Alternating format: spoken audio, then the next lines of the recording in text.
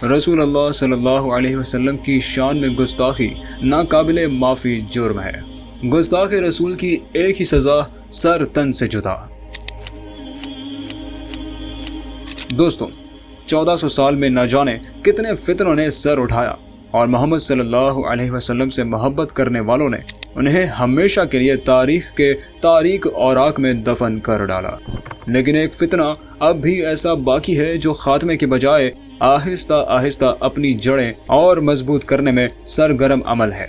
اس فتنے کو ہم قادیانیت کے نام سے جانتے ہیں۔ اب ہم آپ کو اس فتنے کے آغاز کی جانب لیے چلتے ہیں۔ یہ کہانی ہے نبوت کے ایک جھوٹے دعوے دار کی۔ یہ شخص نبی تو درکنار، ایک سمجھدار آدمی بھی کہلانے کا مستحق نہیں۔ مرگی کا مریض تھا، مگر نبوت کا جھوٹا دعویٰ کر بیٹھا۔ مرزا احمد نے یکدم اپنے نبی ہونے کا اعلان نہیں کیا تھا، بلکہ آہستہ آہستہ وہ گرگٹ کی طرح اپنے رنگ بدلتا چلا گیا۔ یہ شخص نیم پاگل قسم کا انسان تھا۔ اس کو مولی خولیا یا مراق کی بیماری بھی تھی۔ جس لمحے مرزا غلام احمد قادیانی نے اپنے جھوٹے دعوے نبوت کا اعلان کیا، اسی لمحے وہ نبی پاک صلی اللہ علیہ وسلم کی زبان مبارک سے نکلے ہوئے الفاظ کے مطابق دجالوں اور کذابوں کی صف میں شامل ہو گیا۔ آج کی اس ویڈیو میں ہم آپ کو بتانے والے ہیں کہ قادیانی آخر ہیں کون، قادیانیت کی بنیاد کب، کیسے اور کہاں ڈالی گئی، اور قادیانیوں کا بنیادی عقیدہ دراصل ہے کیا، قادیانیوں کو غیر مسلم کیوں قرار دیا گیا، اور یہ لوگ دنیا بھر میں اپنے نیٹ ورک کا جال بچھا کر کیسے سادہ لوہ مسلمانوں کو گمراہ کر رہے ہیں۔ انفو ٹرینڈ ٹی وی کے تمام دیکھنے والوں کو السلام علیکم۔ دوستوں، مرزا غلام احمد قادیانی کی تمام پیش گوئیاں جھوٹی نکلی، سوائے ایک پیش گوئی کے جو حرف بہ حرف سچ ثابت ہوئی اور مرزا کی قیامت تک رسوائی کا باعث بن گئی۔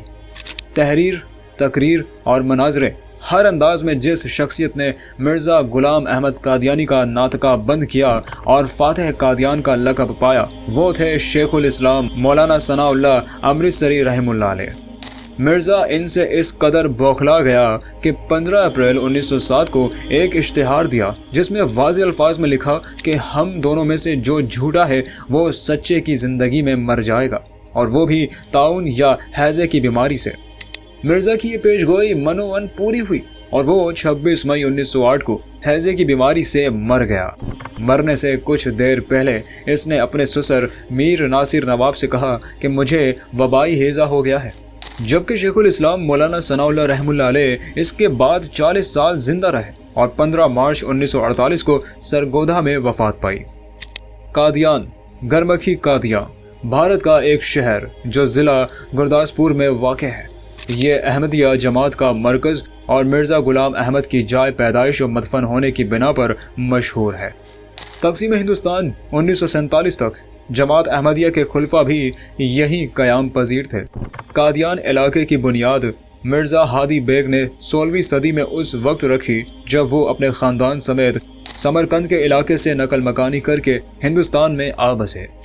تیمور کی نسل سے ہونے کی بنا پر وہ مغل بادشاہ بابر سے خاندانی تعلق رکھتے تھے، چنانچہ بابر نے انہیں 80 گاؤں پر مشتمل جاگیر عطا کی۔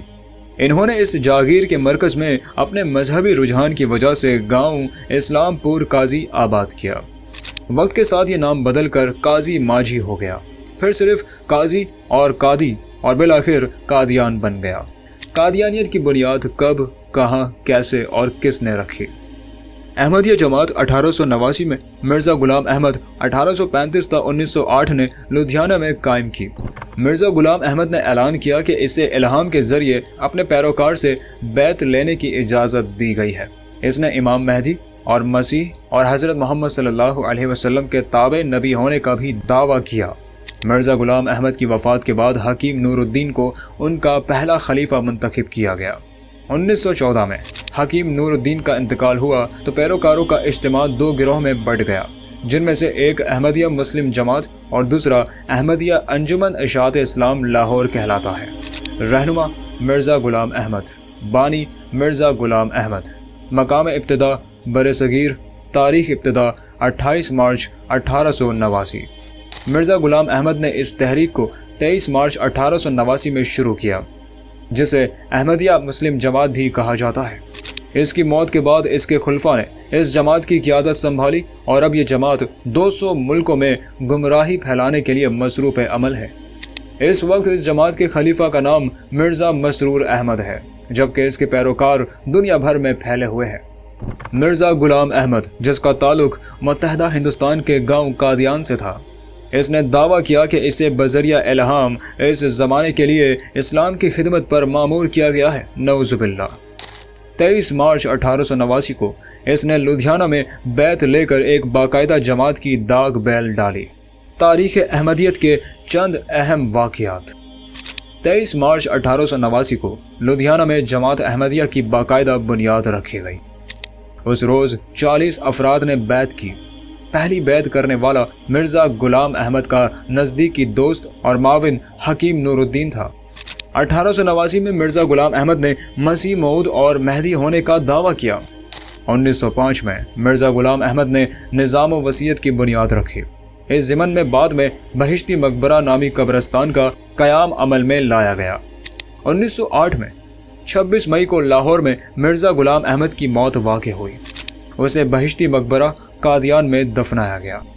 27 مئی 1908 کو حکیم نور الدین کو بلا اتفاق مرزا غلام احمد کا پہلا خلیفہ منتخب کیا گیا۔ مرزا غلام احمد کی موت کے بعد 1914 میں جماعت احمدیہ 2 حصوں میں تقسیم ہو گئی۔ ایک حصہ مرزا بشیر الدین محمود احمد کی سربراہی میں نظام خلافت پر قائم رہا۔ اس حصے کا مرکز قادیان ہی رہا اور احمدیہ مسلم جماعت کہلاتا ہے، جبکہ دوسرا حصہ مولوی محمد علی کی سربراہی میں لاہور چلا گیا اور احمدیہ انجمن اشاعت اسلام لاہور کے نام پر موسوم ہے۔ 1914 میں پہلے خلیفہ المسیح کی وفات پر مرزا بشیر الدین محمود احمد کو دوسرا خلیفہ منتخب کیا گیا۔ 1934 میں تحریک جدید کے نام سے دنیا بھر میں تبلیغی مراکز کے قیام اور اشاعت کا نظام شروع کیا گیا۔ 1947 میں تقسیم پاک و ہند کے نتیجے میں احمدیہ مسلم جماعت کو اپنا مرکز قادیان سے عارضی طور پر لاہور اور پھر مستقلاً نئے آباد کردہ شہر ربوہ منتقل کرنا پڑا۔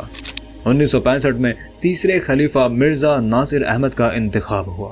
1980 میں سقوط غرناطہ کے 700 سال کے بعد ہسپانیہ کے شہر پیدرو آباد میں پہلی قادیانی عبادت گاہ کا سنگ بنیاد رکھا گیا۔ 1974 میں پاکستان کی قومی اسمبلی نے جماعت احمدیہ کو ایک آئینی ترمیم کے ذریعے غیر مسلم قرار دیا۔ 1982 میں چوتھے خلیفہ مرزا طاہر احمد کا انتخاب ہوتا ہے۔